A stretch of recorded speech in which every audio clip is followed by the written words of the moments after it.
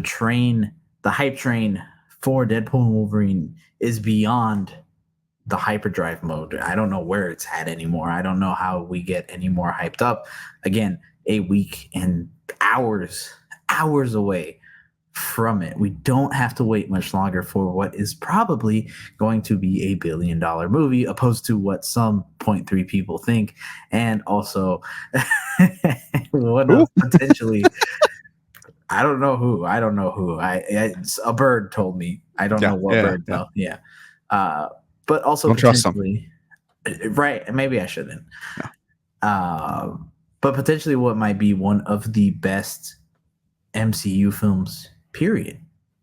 So, I was about to say X-Men, but Deadpool is most commonly associated with the X-Men and the mutants, right?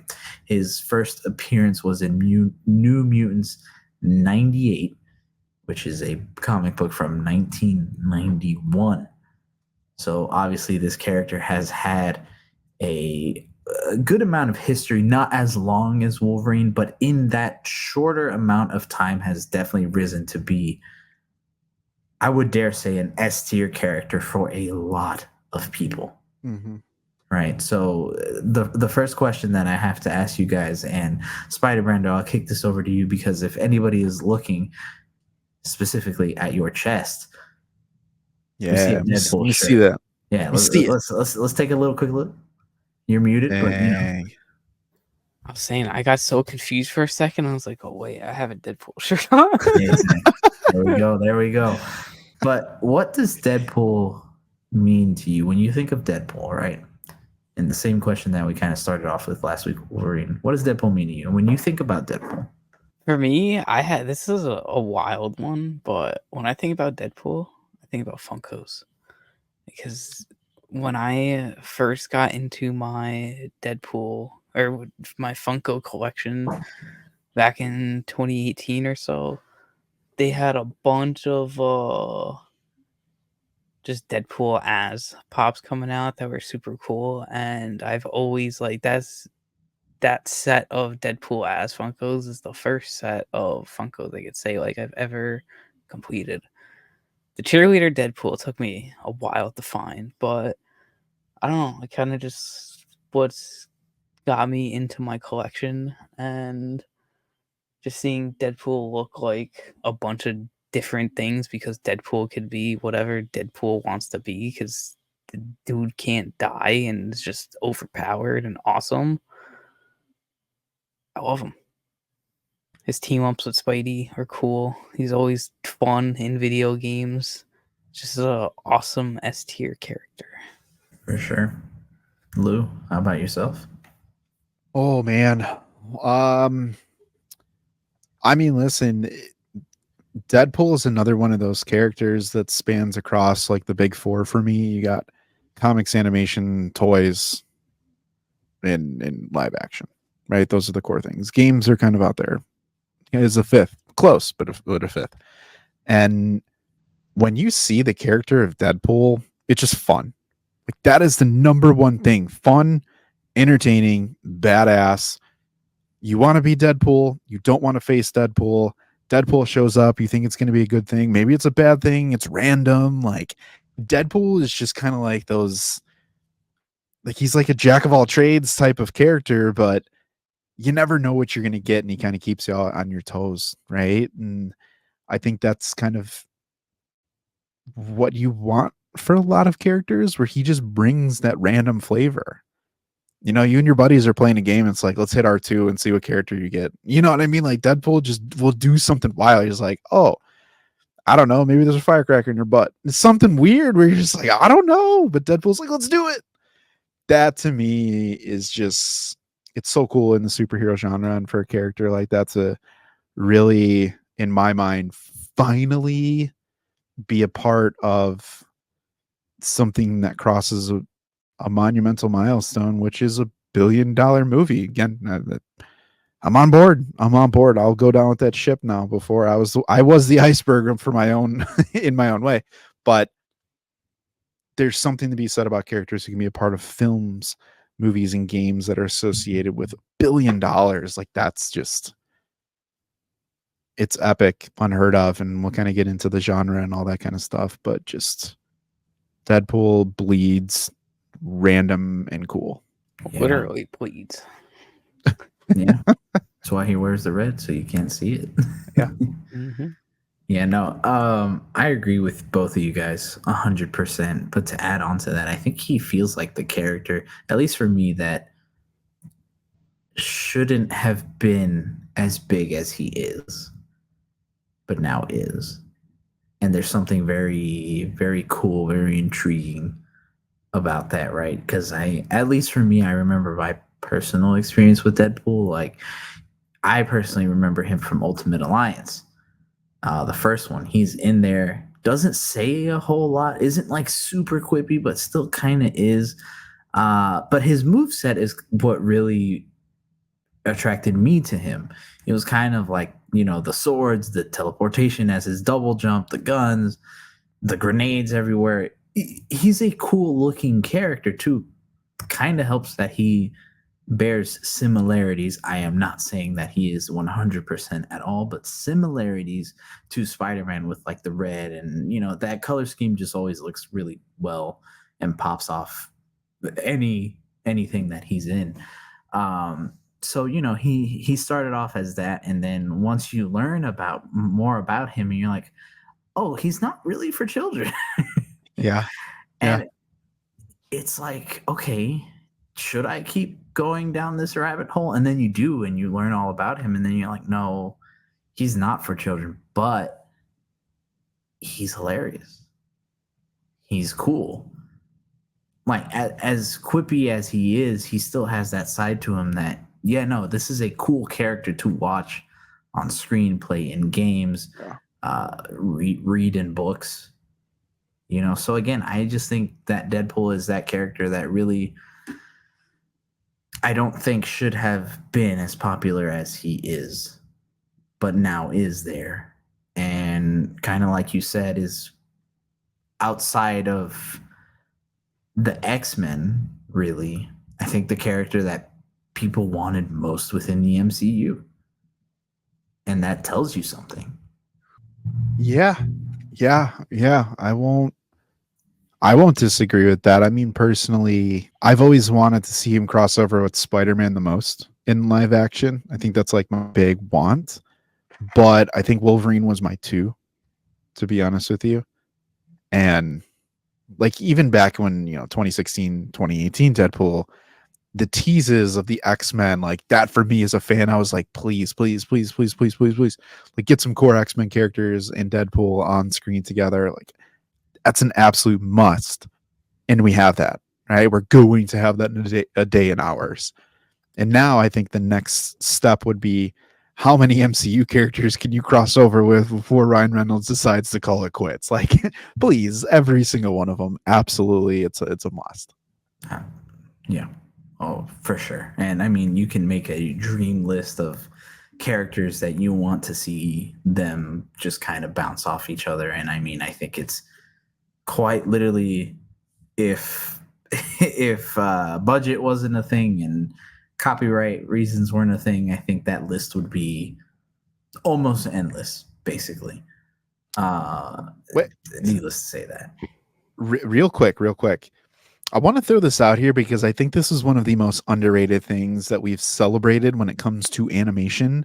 But one thing that Ryan Reynolds' character has done, since you were mentioning Suit, Hero, is obviously he looks fantastic. I'm a sucker for everything that Deadpool is with his build and his swords and just it's some of the best action across anything. I remember was it Marvel Snap where it was Ghost Rider versus Deadpool.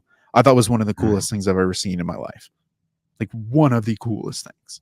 But the thing that I think goes under the radar for so many people until conversations like this happen is the way that live action Deadpool uses facial expressions through his mask and how they work his eyes. Although it's CGI, it's such an underrated thing that people miss that I think make Deadpool, it's that like that extra credit piece that I personally love that they decided to adapt and kind of pull forward into live action. That it just makes such a great detail, but makes all the difference for the character. Honestly, I noticed that a lot when I was rewatching Deadpool 1 and 2 Yep. the last couple weeks. I noticed that a whole lot. And it's like it reminds me of kind of like what Spider-Man animation would do with the eyes and stuff. Yeah. But like seeing it live action, beautiful. It's something that Spider-Man needs to adopt for live action, and quite frankly, all masked characters All of them. I think need to adapt more what they do with this.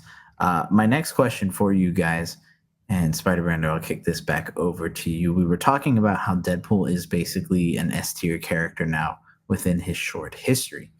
But all time, where does he rank for you? Again, last week with Wolverine, I think for all of us, he was Wolverine was kind of like top 3, top 2, if not our number 1.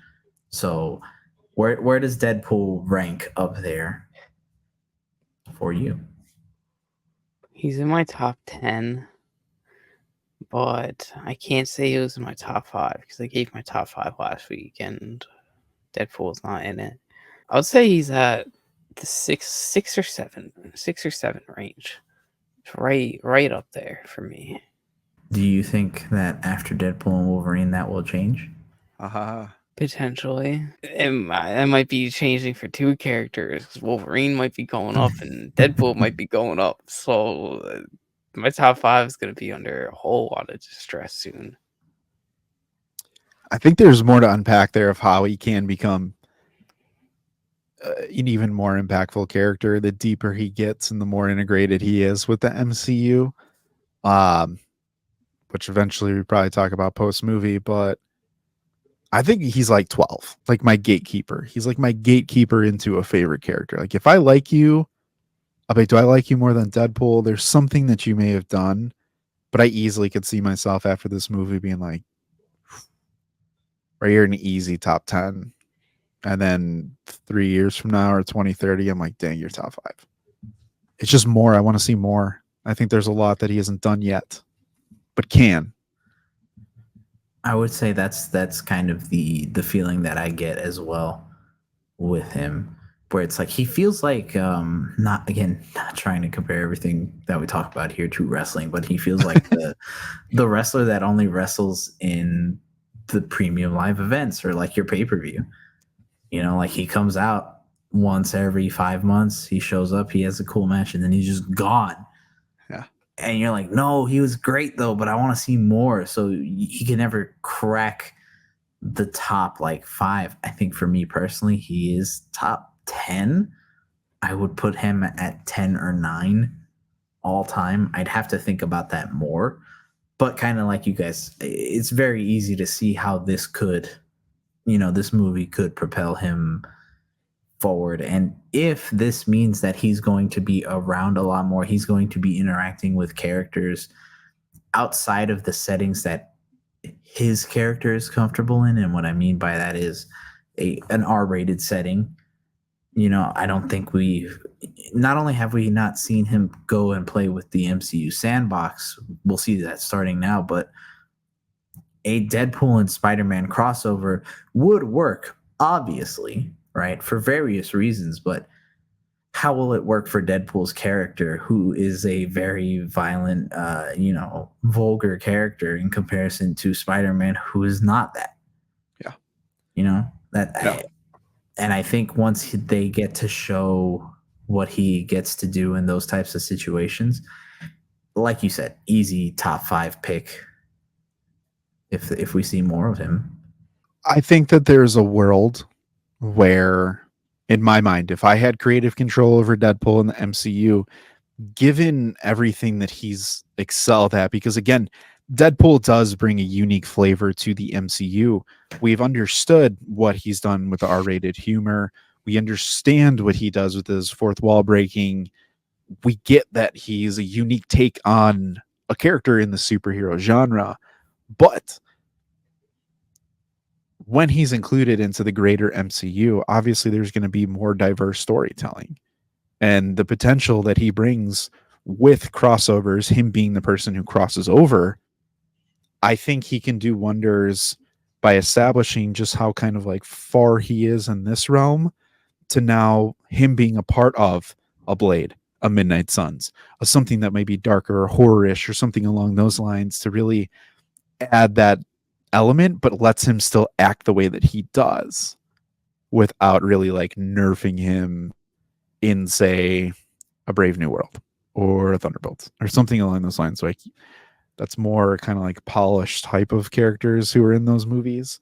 But bro, you're telling me this guy wouldn't love to slash up some like wolves and zombies and all that kind of stuff and just have a great time doing it? That can still feel very Deadpool.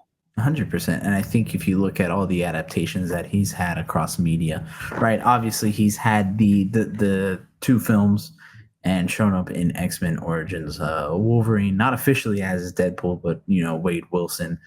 But in terms of coming out in Ultimate Spider-Man, the animated series, I think he had like an episode in X-Men animated series or two. I think it was very like minor, but still there. Not X-Men, the Wolverine versus Hulk film. And then you think about all the video games. Please. Right? Please. You think about all the other video games that he's come out in, having his own major video game coming out and being a huge focal point for Marvel vs. Capcom 3, being all over that. And I think it's things like that really propelled him forward more to get more hype, because I think, and I truly believe that Marvel vs. Capcom 3 is kind of like where people started taking more notice of him, where he was doing these crazy things, where he was being more quippy, where he literally takes the life bar from the screen and beats the opponent with it. It's things like that where people are like, okay, Deadpool clearly has something to offer. And then I mean the fact that he was major DLC for the Midnight Suns game. Yeah. He captures your attention all the time. And just think about that though, like that level of showmanship that like not only the characters expected to bring, but when you kind of take someone like a Ryan Reynolds, who is known for doing this kind of like off the wall stuff throughout his career, which has really almost spanned the life of since the inception of Deadpool, but like it's such a match made in heaven. And I'll ask you this, Spider-Man first. Are you getting to the point where when you think Deadpool, you think Ryan Reynolds, or have you already been there? I'm there. I can't lie. If like I've been thinking a little bit just ahead of like what they could do with Deadpool when Ryan Reynolds decides to hang it up. And I don't know. I can't see anyone taking it over as well as he does it. Like it's crazy. I got one more thing. Okay, I want to add to this that my knowledge of Deadpool before was pretty much just from like the video games and like what I've seen visually and mainly for Ryan Reynolds' interpretation as him. But over the last 2 months, I've been reading some Deadpool comics and Batter Blood and Bad Blood and Batter Blood, as well as this Deadpool versus Wolverine. And as I've been reading them, I just think of Ryan Reynolds and just compare everything like that they do. Like it's legit, just everything I imagine like that goes on in this Deadpool is just how Ryan interprets them as Deadpool. No, fantastic point. And I think I agree with you 100%. It's kind of Deadpool is Ryan Reynolds and Ryan Reynolds is Deadpool, to the point where if I see Ryan Reynolds in anything else, like for example, Free Guy, it just feels like I'm watching Deadpool in something else, not Ryan Reynolds. But I mean, heck, even in video games, I know that Nolan North is probably the most iconic person to voice him. And don't get me wrong, no disrespect to Nolan North at all. He does genuinely a fantastic job as Deadpool. But when I play some of those scenes back and some of those voice lines, I hear Ryan Reynolds. 100%, dude. I hear that, and I think it's because of the dedication and the love that he's put into this character. Again, if you remember in the not too long ago, and as part of the live stream, the Marvel news, we were talking about how he took a pay cut for the character, but it was also, I mean, the thing that got the ball rolling was that one unfinished VFX test where it was Ryan Reynolds in like a very early like costume and very early like visuals. It was basically the highway scene. And people were like, no, this is literally perfect. It was so perfect that it really does not change into the movie. If you look at that test scene and the scene from the movie, they are the exact same thing. And it is because it is quite honestly a perfect scene for him. He just encaptures it. He encapsulates everything about Deadpool so well, from the mannerisms to the way he speaks, everything. I will say this about Ryan Reynolds, and it's like, we know that live action really kind of influences and introduces people to these characters, right? More times than not, it just does. It's one of the easiest ways to get a non-fan or casual fan or regular fans to kind of take that next step on, you know, wherever journey they're at in the superhero world or part of the community. But the one thing that I love is that we all kind of feel as a point three consensus that Ryan Reynolds has really embodied that character, and feels to me personally that like Robert Downey Jr. is Iron Man, and I'm like, yeah, maybe Chris Evans is Captain America, but I'm like, Ryan Reynolds is definitely Deadpool. Hugh Jackman's definitely Logan. Logan. But whenever I think of him, and you know, we've just talked about and explained the Deadpool character, there's something that's always been kind of missing, and that's kind of how serious can Deadpool be?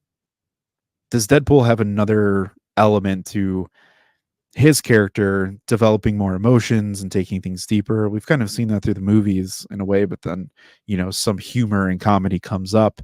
And I just see a world where people are going to look at Ryan Reynolds and be like, oh my gosh, like, you may win an award for this performance. And people are going to forget about Chris Pratt and Star-Lord and Rocket's relationship because you just did something that we weren't expecting. But Deadpool has some range and via Ryan Reynolds. And imagine him in like an Endgame level scene and him just smoking the Chitauri and taking on some, like, I don't know, Silver Surfer's flying towards Galactus and Deadpool's hanging off the back and he's like, let's go. Like, we got to stop. Let's do it. But then some serious stuff happens and you get that version of Deadpool too. I think that's in the realm of possibilities, and that's going to, again, just open people's eyes to this is how cool and fantastic Deadpool really is. And he's not just a one trick pony that does nothing but tricks. 1,000%. 1,000%. And I'm so glad you brought for that one. Yeah. Applause. I'm so glad you brought that up, because it is true that I think when people associate Deadpool, they just think happy, cheery, you know, funny, and he is all that. But like you said, he has the range, and if you've read certain stories about him, famously even Deadpool kills the Marvel Universe. I don't want to meet that Deadpool. That is a disturbing character, in all honesty. That is not a version you want to be near in any way. I think it's Despicable Deadpool. The very serious moments that comes up in that storyline, it's fantastic. Like, he makes you feel, and you genuinely feel for this character that typically doesn't show emotion in that way.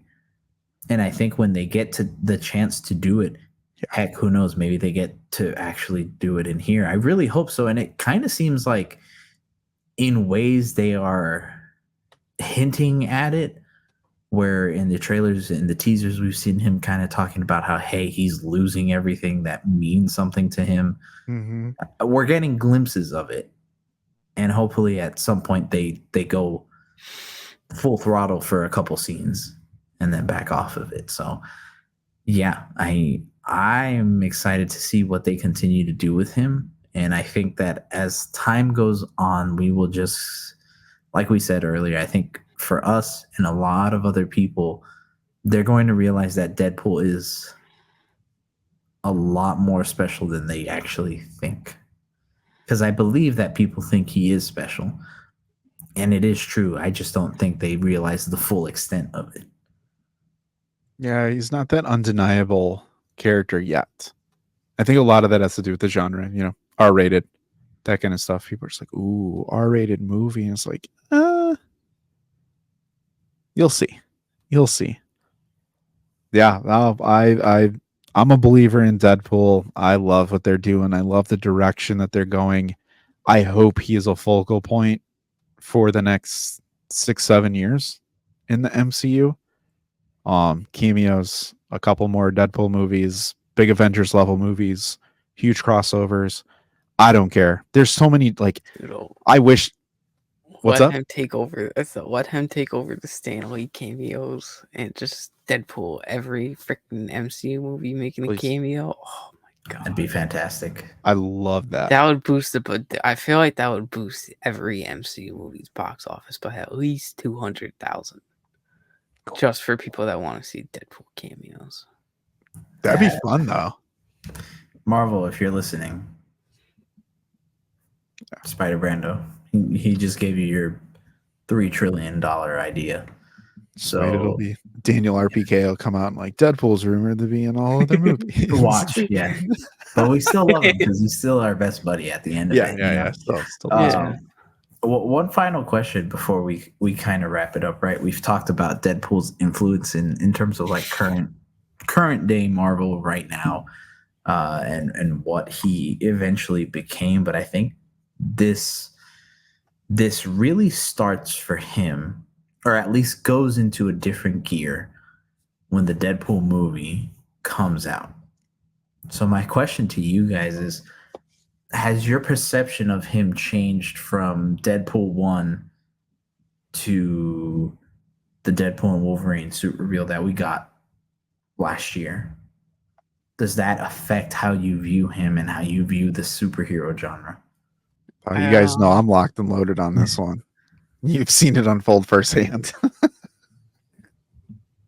Go ahead, SV.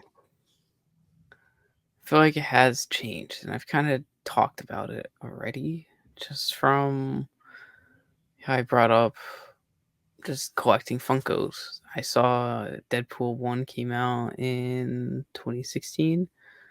I started my Funko collection in 2018 or whatever, kind of before as Deadpool 2 was coming out. So just I was into it because of the Funkos back then, and just kind of it's a cool, funny movie. But now, like, being able to get hyped for Deadpool and Wolverine, doing the rewatches of Deadpool 1 and 2, kind of just looking back at the coolness of like a Deadpool / Venom or a Venom Pool Funko, and realizing those combinations could exist in comics and stuff. It makes you really appreciate the character as well as want to learn more about them. And I'm happy I've been starting to read some of the comics as well, to say that the perception of Deadpool has just went from a cool, giddy, just he's gonna cut people character to, like you guys were just talking about, getting into the darkness and realizing that he could be very vulnerable at times, and just an overall great, well-written character. Well said. Very well said, man. Yeah. All right, we'll end it there. No, I'm just kidding. We could. We definitely could. I'll try to keep mine short real quick. This is my apology to the character of Deadpool, because I think I underestimated how unique he is and just how many people really do love the character of Deadpool. I don't think the voices were as loud. Maybe I'll blame my algorithm. I feel like I have to blame someone else besides myself here for this travesty that I've been spewing on the podcast for the last, year. But I I I just didn't realize how accepting people would be of Deadpool, especially moving into the MCU. And it's been a lot of tunnel focusing of being like, hey, Deadpool has been super influential, paved the way for a lot of movies, Logan, Deadpool, 2, Joker, and giving kudos to Ryan Reynolds specifically too, of kind of being the funny guy in the room of like, do you really fit? Are you a top tier? Are you kind of like a big guy in this in this live action genre? And I think the answers to those questions that were always proposed to me are maybes. Maybe, yeah, it could be, maybe not, but I'm personally at that point where Deadpool is undeniable in live action and always has been outside of this realm. And for me, that's why I can confidently say Deadpool could easily be a top character. For me moving forward, the more exposure that we get to him in live action films. So, yeah, it's a combination of Ryan Reynolds and Sean Levy and just the respect that they've had for the character. I think that's probably been the biggest thing for me on this road is just the care and the love for the character, but the care and the love for the fans to be like, hey, we understand what you guys are going through. We get there's been a bunch of crap that's been going on, but we're gonna put the most entertaining best movie in front of you. And we pulled so many people together and got Hugh Jackman out of retirement to come do this movie to deliver something for you guys. It really feels like it's for us in so many ways. And that I think has been sinking in. And now it finally hit like a core of like, damn, my hat's off, like respect to the character, respect to Ryan Reynolds, Hugh Jackman. I ate my words and I'm sorry. I got something to add to that I feel fits perfectly. A couple you didn't get to talk about it in the news, but Ryan Reynolds said with the New York Times the other day, I waited forever to do a movie with this guy about Hugh Jackman. Or this is about Ryan working with Hugh. I've waited forever to do a movie with this guy, and I think he's waited a long time to do something like this with me. So there are scenes where it's pretty hard to distinguish between Wade talking to Logan and Ryan talking to Hugh. Mm. I feel like that adds to what you said so perfectly, because just them two best friends always wanting to work on a movie together, and just knowing, like how I said, the first one did not go too well with Origins Wolverine. And oh my god, it's just the details that they put in, the effort that they're gonna execute with this gets me so giddy. Yeah, I'm with Yeah. you.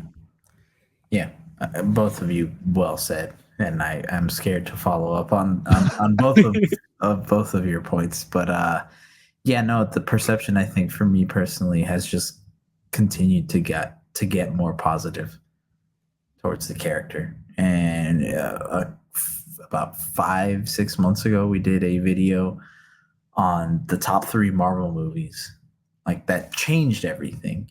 And for me personally, Deadpool was my pick, and I still sit by that I think without Deadpool we don't get a lot of things both in the MCU and the superhero genre in movies, but also comics, games. I don't think those things happen without that film.